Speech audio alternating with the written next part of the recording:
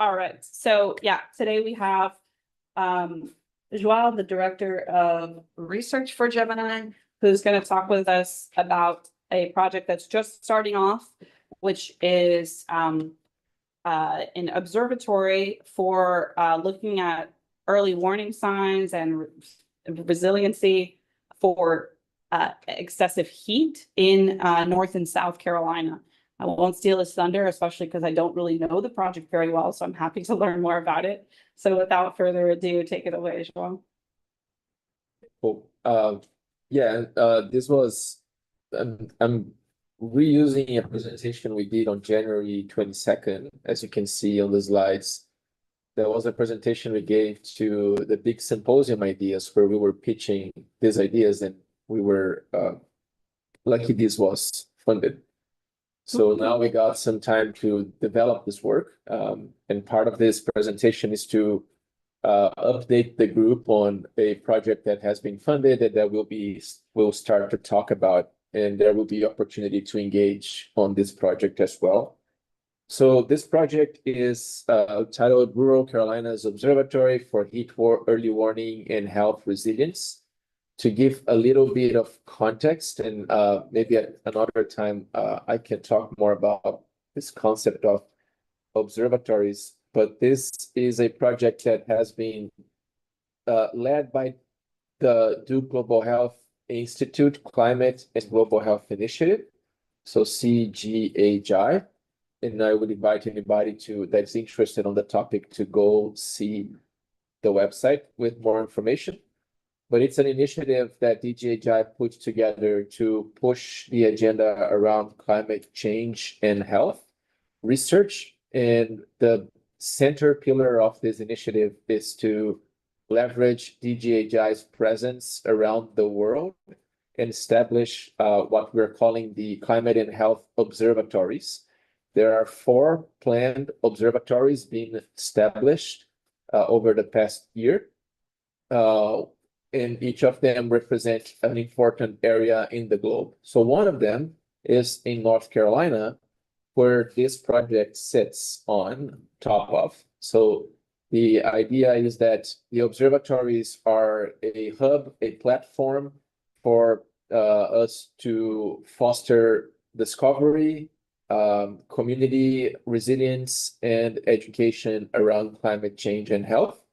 And the structure of the observatories is to both offer resources to facilitate the research around climate change and health by offering access to expertise, access to a network of collaborators interested in this space, but also do that in a platform that's combining community engagement work so that it's answering community needs and fostering the opportunity to teach and leverage learning around climate change and health.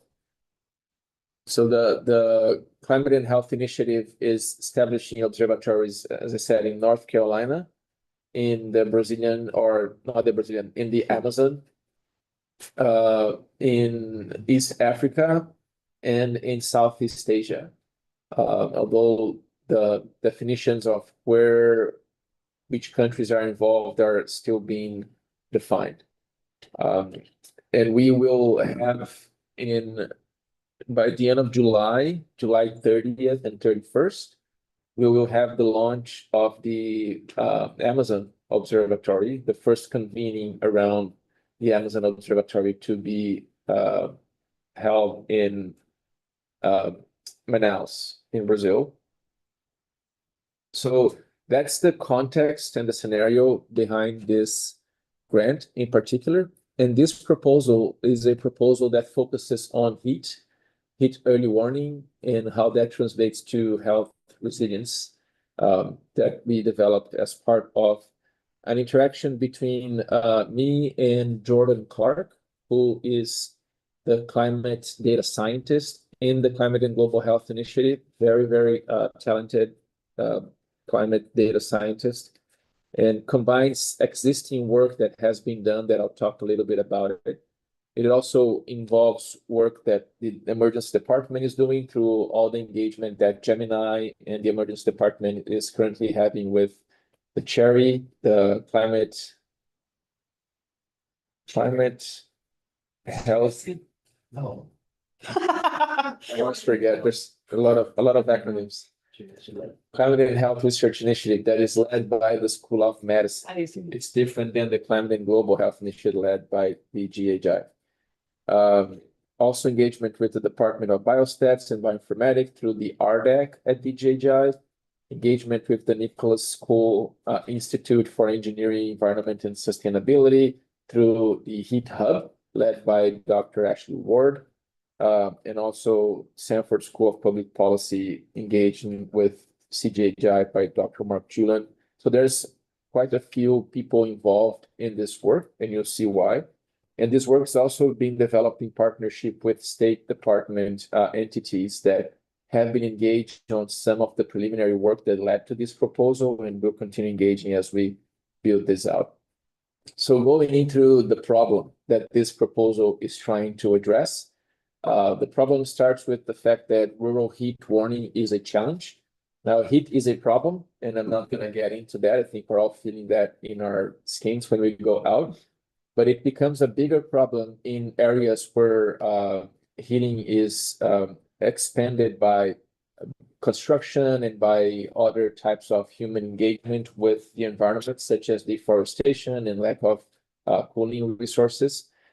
So it is a big problem, and it's causing several issues across the globe. One of the key signature areas that CGHI is leading, Duke is leading, is in the association of heat and kidney disease, which has been a very large flagship of these initiatives around Duke. So there is a direct link, indirect link of heat to health and health outcomes and just overall well-being. Now, one of the ways that we address this extreme weather events when they are happening is by creating investing on early warning systems. So if you are able to know that an event will happen, then you likely can respond to.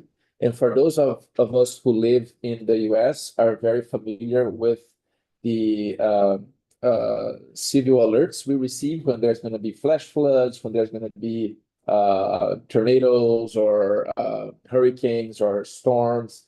We are all very aware. And for those events, there's actually a pretty structured response pattern that we all receive from the different entities, like be careful with going in through flood areas. And so we receive a bunch of indication from several entities in the community on how to prepare for those. Now, for heat, those are not as common, and those are starting to be picked up. So there's been a lot of work done across the US and across the globe on creating early warning systems for heat. And North Carolina is one of the, I think, two, so at least a leading state on trying to build these early warning heat alerts based on healthcare data. So most of the early warning for heat systems that exist out there are based on a day where projected heat is going to be above what a current threshold is. That's usually around the average, usually around what is expected.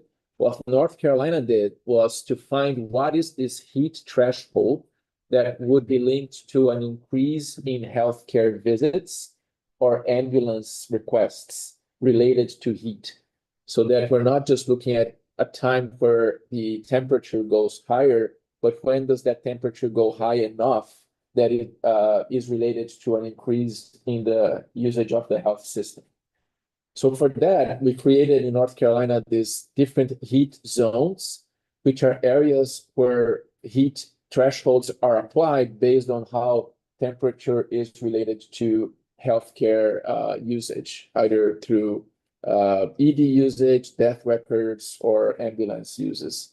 So you can see that it changes according to the area. And these changes are because you could have an area where it's warmer, the heat index is higher, but you have more capacity to cool yourself compared to an area where you might not have been facing the same extreme heat, but the ability to cool yourself is not as drastic. So it can be 105, 104, 110 out there, but if you're inside the building, you're good. But if it's 95, 100, and you're in an open field working at crops, you can't really cool yourself that quickly.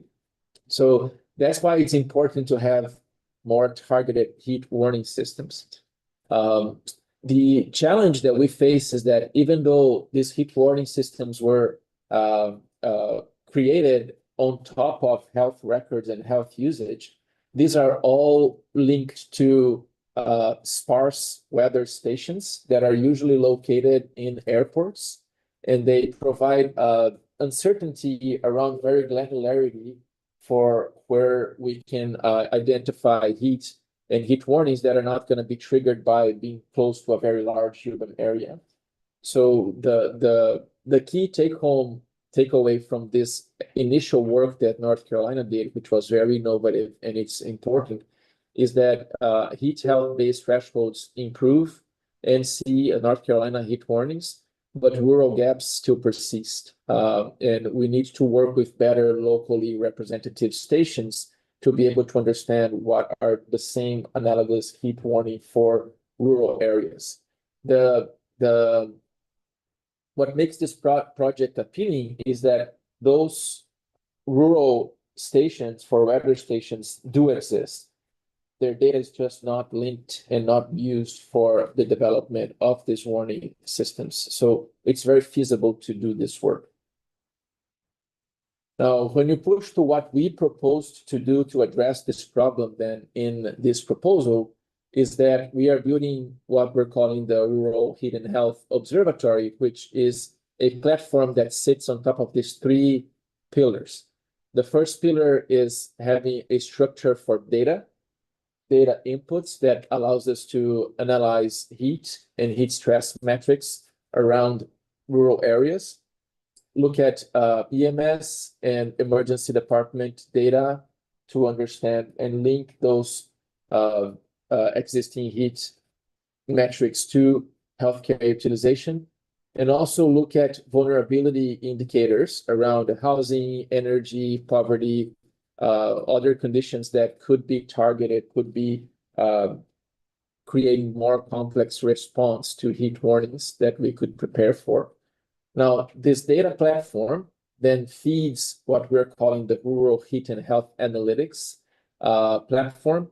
And this platform is a platform then to allow us to analyze multi-outcomes, so analyze different outcomes on healthcare utilization, establish this relationship between heat and health, particularly for rural areas, and develop these rural areas warning thresholds. And then from there, once we identify these thresholds and understanding what are the vulnerabilities across these different rural area locations, establish plans to respond to that. So this is where the micro planning for health resilience comes into place. So what we want to do is we want to do the step forward, the same way that we have very structured plans to how to respond to a very cold day, a very snowstorm day. We want to create the same plans to how you respond to a very extreme heat day, depending on what that threshold is across the different areas. So how do you respond? Teach the population how do you respond, and then move forward from there. And then the third pillar is a pillar about action and learning, where this data pushed by this analytics platform will then develop health-based triggers and alerts that are rural specific. So rural triggers for heat that will allow us to understand when heat is over the threshold that are tied to healthcare utilization. Develop EMS and public health protocols of response. So for those days, then we'll work with EMS, state EMS, and policy around what protocols for responses would be yielding better results. And then create what we're calling the Rural Heat Health Playbook, which is a community awareness education guide that we would then share with the community through different entities around how to respond to these events and how to react to these protocols. So, of course, all of this is built on top of a co-designing and partnership platform. So the observatory itself then does what we've been doing in Gemini over the past 10 years, which is create this parallel between data-driven innovation and community-based feedback So everything that we do is in this bidirectional perspective where data is built based on community needs, analytics are developed based on community needs, and then these are offered back to the community as resources. And then upon the community needs, we develop more resources, and that creates a beneficial relationship to the community and to the academia. So we have a bunch of people involved in this work. Around Duke, I mentioned we have several community partners engaged and governmental partners. In particularly, we're going to leverage vastly the NC for Health project that we also discussed here, led by Dr. Tupet and Dr. Hanley, to be the liaison for community engagement for this work. And so, ending this, as this is an initial project, we have these three key outputs from our work. The first one is a discovery output, which is identifying what is this rural health threshold. So what are the local triggers aligned with health risk designed for operational use in rural areas? The second one is a resource development material. So developing these micro plans for responses. And these are scenarios, simulation scenarios, computer-based simulation scenarios where we can create several response scenarios, test them out, and see which ones yield better results, and then push them for implementation. And then this community awareness material, the Rural Heat and Health Playbook, that then would be a guide on what are the triggers, how you react to it, what are the main key response to you leverage from the community. So that's it. I don't have any more results to share or anything else. This is what we're just starting launched. It's launching now in July, and we're starting to get the team in place and get this work started. Now the take home from this is that the same platform that we're using for North Carolina, we anticipate translating this and applying this to the other observatory sites as it creates a platform to do this kind of work. Additionally, we're doing this for heat, but we would then use the same framework to apply this for other extreme weather events that we're hoping this will be turned into a grant submission that is going later this year as well to the NIH. Thanks. Awesome. Congrats on the funding. There's a link that didn't turn into a link, but I'll put the full link here just so people can see about the awards, including some of the other awards from the Duke Endowment for this cherry funding. It's quite impressive. Others are welcome to share comments or questions. I did put in the chat that I'm really glad to see that the North Carolina DHHS are partners here, because they're longtime experts at community engagement and handling these issues in ways that are understandable and relevant to the population, and also like North Carolina's unique political landscape. Because, and I learned this like vicariously when I was working, I had like an internship like 10 years ago at the health department, the state health department, and the person who happened to be in the office with me was working on these issues of rural heat out in the eastern part of the state. And I just at a glance thought, well, that must be challenging to have to go. She would do community engagement and talk to people in the public about these issues. And I was totally wrong, because people who are on the ground, especially in these vulnerable communities, when you're talking about farmers and people who rely on the weather and the land, like they know. You don't have to tell them that like climate, you don't have to use the word climate change. When you talk about heat, when you talk about drought, they see it day to day. So I think that the health department has a lot of expertise in terms of that. That'll be really, really useful to tap into. So it seems like a great aspect to partner with the One Health community. Sure, yeah. Something like this. That's a good point. And that's such gonna a, be yeah. Anna's job. Yeah, we've been in touch with the Department of Health and Human Services, and they've met with us already and are really eager to connect to their partners. And yeah, Awesome. they're really interested in that. And Eduardo has something to add. Go ahead. Yes, please. Cool, thanks, Joao. Great job. Great presentation. It's just a curiosity, actually. Besides temperature, are you thinking of using other variables such as SO2, NO2, or ozone in your analysis? Or is it related specifically to temperature? We're not hearing you really well. You can probably see a little bit better in the transcript. Besides temperature, are you thinking of other variables? I think you said like SO2 or NO2, ozone in the analysis, like air quality metrics. Yeah. Yeah, like particulate matter. I'm sorry. Yeah, I'm sorry for my There- mic. No problem. yeah, it's all good. Yeah. Thank you. That's a great question. So yes, we are considering those data. We're focusing on heat and temperature because that's what we have the most quality data for. And but in the proposal, we do have the idea of trying to use additional variables that can get us the sensation versus just what temperature looks like. It's in the Wondering what proposal. those existing weather stations measure. Of course, they measure heat and humidity, but They maybe probably there's other should. things. Yeah, they probably should. We have a full list of the dictionary of data, so there is more information there. I think the simplest approach will probably yield quicker results, and then that becomes something to go forward with. But yes, there is a plan to take a look at other data. Yes, Eduardo. Other questions or comments?